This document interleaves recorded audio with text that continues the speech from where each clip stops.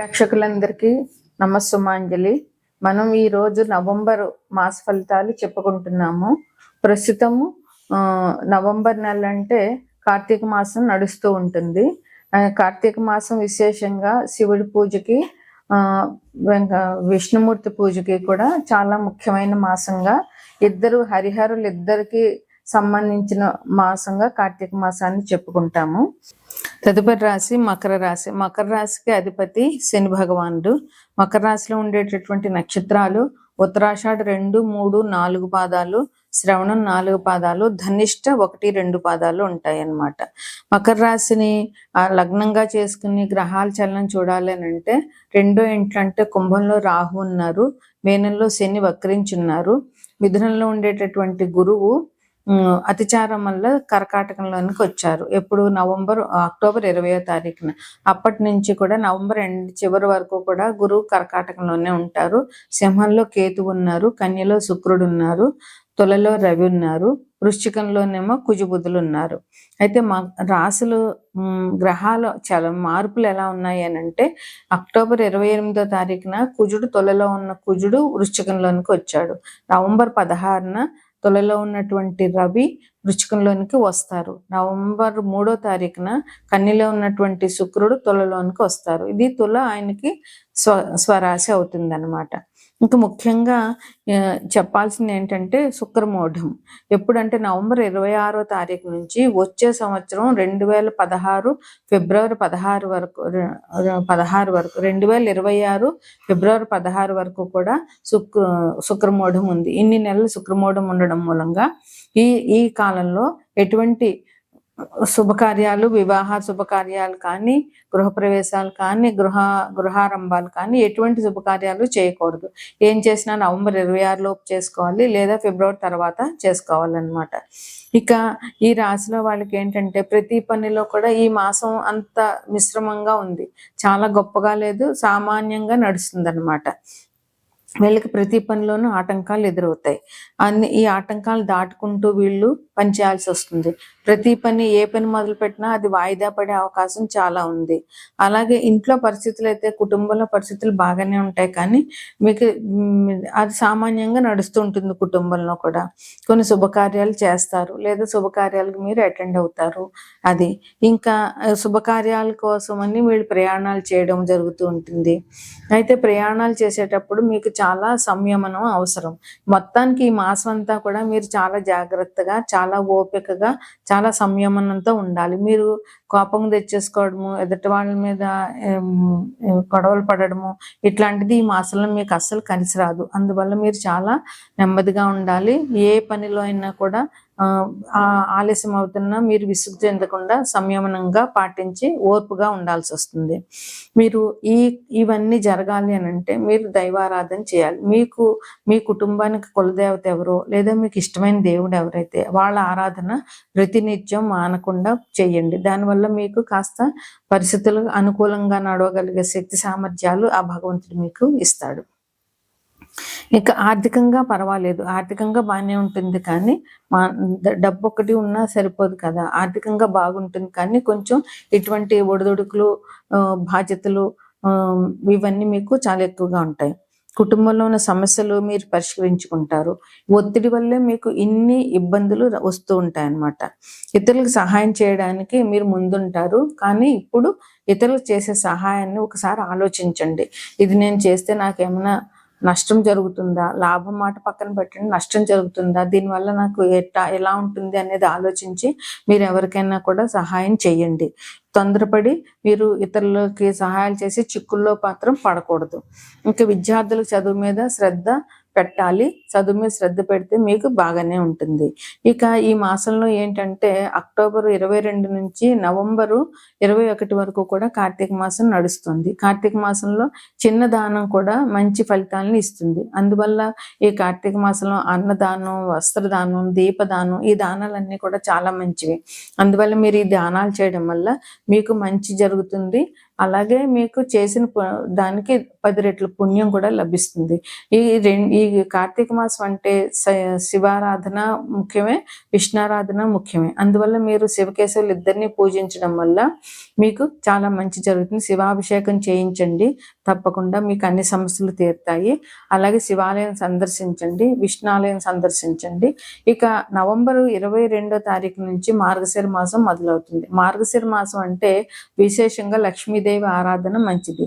మార్గశిర మాసంలో వచ్చేటటువంటి గురువారం నాడు అన్ని గురువారాలు కూడా లక్ష్మీదేవిని పూజించండి. లక్ష్మీదేవి అష్టోత్తరంతో పూజించి ఆమె కథ ఉంటుంది, ఆ కథ చదువుకుని అక్షింతలు వేసుకోండి. నేతితో వండిన పదార్థాలు నైవేద్యం పెట్టండి. అలాగే నేతితో వండిన పదార్థాలే తినండి ఆ రోజు. ఇది విశేషమైనటువంటి లక్ష్మీదేవి అనుగ్రహం దొరుకుతుంది. మీకు విశేషంగా కార్తీక మాసంలో శివకేశవుల పూజ, అలాగే మార్గశిర మాసంలో లక్ష్మీదేవి పూజ చేయడం వల్ల మీకు ఉన్నటువంటి ఒడిదుడుకులు, చికాకులు అన్నీ తగ్గి మీకు మంచి భవిష్యత్తు ఉంటుంది. ఇదే ఈ రాశి వారికి చెప్పేటటువంటి శుభ ఫలితాలు. తదుపరి రాశి మీనరాశి. మీనరాశిలో పూర్వాభాద్ర 4 పాదాలు, 4వ పాదము, ఉత్తరాభాద్ర 4 పాదాలు, రేవతి 4 పాదాలు ఉంటాయి. మీనరాశికి అధిపతి గురువు. మీనరాశిని లగ్నంగా చేసుకుని గ్రహాల స్థితిగతులు చూస్తే కనుక మీనరాశిలో శని వక్రించి ప్రస్తుతం ఉన్నారు. అలాగే మిథునంలో ఉండేటటువంటి గురువు అతిచారం వల్ల కర్కాటకంలోనికి అక్టోబర్ 20వ తారీఖున వచ్చారు. నవంబరు చివరి వరకు ఆయన అక్కడే ఉంటారు. తర్వాత సింహంలో కేతు ఉన్నారు, కన్యలో శుక్రుడు ఉన్నారు, తులలో రవి ఉన్నారు, కుజబుధులు వృశ్చికంలో ఉన్నారు, మీనంలో రాహు ఉన్నారు. ఇది ఈ రాశి యొక్క గ్రహాల ఫలితాలు. ఇక గ్రహాలు మార్పులు ఎలాగున్నాయి అని అంటే కనుక 28 అక్టోబర్న కుజుడు తుల నుంచి వృశ్చికంలోనికి వచ్చారు. అట్లాగే నవంబర్ 17వ తారీఖున తులలో ఉన్న రవి వృశ్చికంలోనికి వస్తారు. నవంబర్ 3వ తారీఖున కన్యలో ఉన్నటువంటి శుక్రుడు తులలోనికి వస్తారు. ఇది ఆయనకి స్వరాశి. అందువల్ల తులారాశి వాళ్ళకి ఈ మాసం చాలా బాగుంటుంది. ఇక ముఖ్యమైన విషయం ఏంటంటే శుక్రమూఢం. ఎప్పుడంటే నవంబర్ 26 నుంచి వచ్చే సంవత్సరం ఫిబ్రవరి 16, 2026 వరకు కూడా శుక్రమూఢ్యం ఉంది.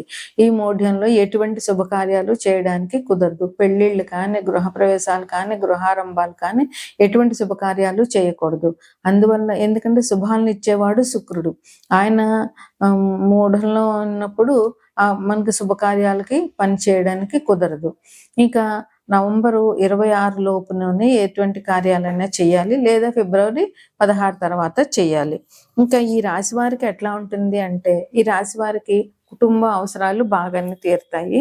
కుటుంబంలో మీరు చాలా సుఖంగా ఉంటారు.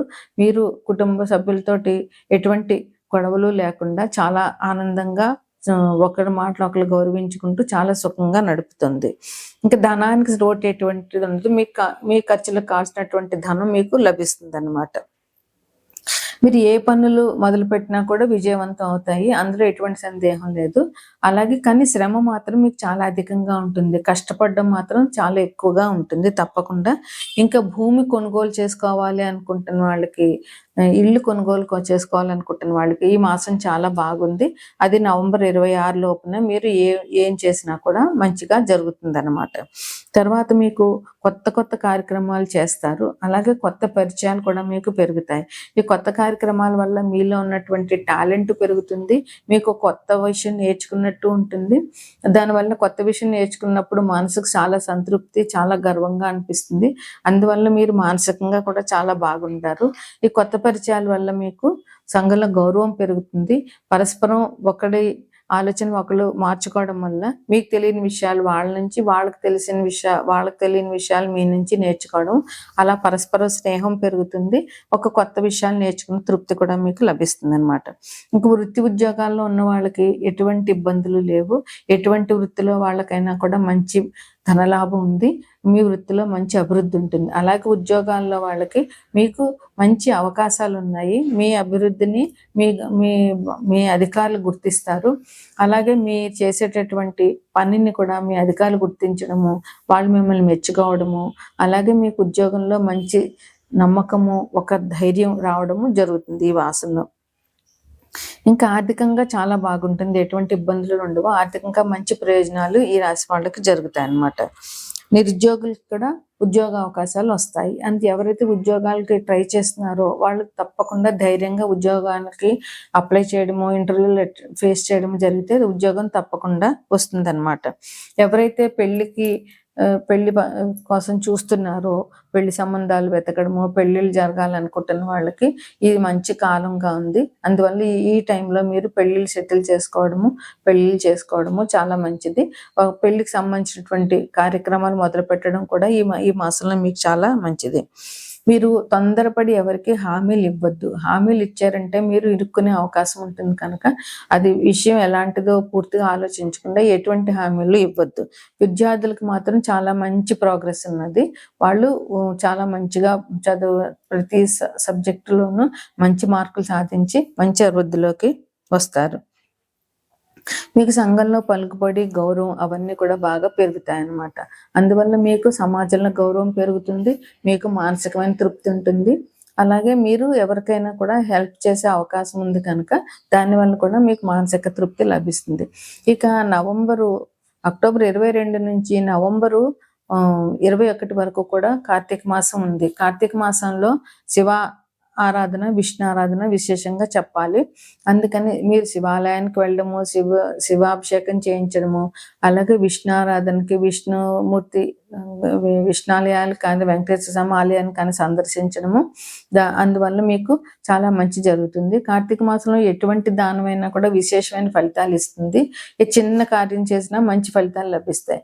అందువల్ల మీరు విద్యాదానం, దీపదానం, వస్త్రదానం, అన్నదానం చేయడం వల్ల మంచి ఫలితాలు లభిస్తాయి. ఇక మార్గశిర మాసం నవంబర్ 22 నుంచి మొదలవుతుంది. మార్గశిర మాసంలో వచ్చే ప్రతి గురువారం నాడు లక్ష్మీదేవిని విశేషంగా పూజించి ఆమె కథ చెప్పుకొని అక్షింతలు వేసుకొని నెత్తితో కూడిన పదార్థాలు నైవేద్యం పెట్టడం వల్ల, అవే మీరు తినడం వల్ల మీకు లక్ష్మీదేవి అనుగ్రహం తప్పకుండా లభిస్తుంది. ఈ శివారాధన, విష్ణారాధన, లక్ష్మీదేవి పూజ మీకు మంచి విశేషమైన ఫలితాలను ఇస్తాయి. ఇది మీనరాశి వారికి ఈ మాస శుభాశుభ ఫలితాలు.